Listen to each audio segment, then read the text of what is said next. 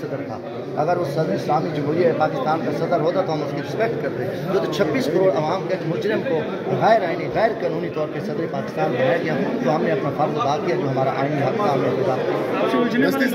جو آپ کی جماعت کے تھے، آپ پہلے پیپلز پارٹی میں بھی رہے ہیں، تو یہ کیسے دیکھ رہے ہیں؟ گزارش ہے کہ جب ہم پیپلز پارٹی کی بات کرتے تو اس ٹائم پیپلز پارٹی میں تھوڑی غیرت تھی اور پیپلز پارٹی میں کچھ کوئی عقل تھا، شعور تھا. آج تو وہی ہے کہ وہ بھٹو کے نظریے کے قاتل بیٹھے ہیں، سارا ایک گینگز بیٹھے، گروپ بیٹھا.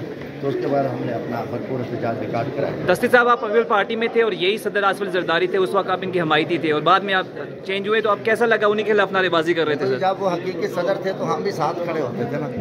اب آپ ایک حقیقی، ہم عوام میں سے آئے، ہم چور دروازے سے نہیں ہے. جو چور دروازہ اپنائے گا، جب اس نے بھٹو کے قاتلوں سے دوستی لگائی اور نواز شریف جو ضیاء الحق کا بیٹا بنا ہوا تھا ان مجرموں کے ساتھ بیٹھے، ٹرک ڈرائیور تھا، یہ اس کی اوقات تھی اور اس کو پیپلز پارٹی نے میں نے بنایا. یہ ٹرک ڈرائیور تھا، یہ اس کی اوقات تھی، یہ اس کی اوقات تھی. یہ پیپلز پارٹی.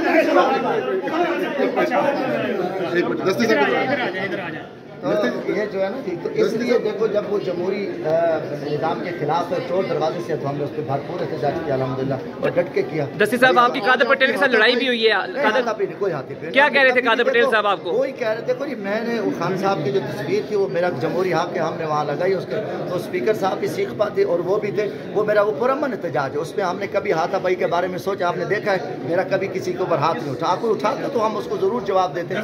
سر آپ یہ بتائیں، یہ آرمی چیف سے آپ لوگوں کی وجہ سے ٹھیک ہے، اگر وہ آتا تو آپ کیا کرتے؟ دیکھو جی، گزارش ہے کہ آرمی چیف ہمارا، دیکھو ہمارا بھرپور احتجاج تھا اور ہم نے وہاں بھی اس کے سامنے بھی یہ احتجاج ریکارڈ کرانا تھا اور وہ نہیں آئے. اور میں سمجھتا ہوں کہ پاکستان کی تاریخ میں پہلی دفعہ آرمی چیف کا یہاں نہ آنا تو اس سے شک پڑتا ہے کہ آرمی چیف ان کے ساتھ جڑا ہوا تھا اور وہ ایک پارٹی بنا ہوا تھا. آپ نے کیا کرنا تھا یہ بتائیں. دیکھو ہمارا بھرپور احتجاج تھا، ہم بھرپور اپنا احتجاج نہیں. دیکھو جی، ہم سب کے خلاف کرتے ہیں جن نے مینڈیٹ ہمارا چوری کیا، جن نے چوری کرایا، جن میں چوری کرایا. دیکھو جی، میں اس کو آپ کو وعدے کر دوں، میں آپ کو کلیئر کر دوں، اس ٹائم ہماری اسٹیبلشمنٹ کا جو کردار ہے وہ واضح ہے اور کوئی ڈھکا چھپا نہیں ہے کہ اسٹیبلشمنٹ نے ان ڈاکوں کو بٹھایا، ان چوروں کو بٹھایا. قوم جانتی ہے، کوئی ڈھکی چھپی بات نہیں ہے. تو ہم اس ہر بدماش کے خلاف احتجاج کریں جنہیں میرے 26 کروڑ عوام کے خلاف سازش کی ہے پاکستان کے خلاف. سر، آپ ایوان میں واجب جائے تھے کہ ایوان کا تقدس پامال نہیں ہوتا اس سے؟ نہیں، تقدس ہو تو پامال ہو. یہ تقدس والے ہیں یار، چوروں کو آگے آئینہ دکھانا اس کو تقدس کہتے ہیں. جو 26 کروڑ عوام کے مینڈیٹ پہ ڈاکہ مار کے ان کو تقدس کا خیال ہوتا، یہ تقدس والے ہوتے، ان میں کچھ شرم اور حیا ہوتی تو آتے. یہ میرے ملک کے خلاف سازش کرتے، یہ مان جاتے کہ ہم ہار گئے. یہ دیکھو آپ ان کا تقدس کہتے ہیں، چوروں کو تقدس ہے ان ڈاکوں کے لیے.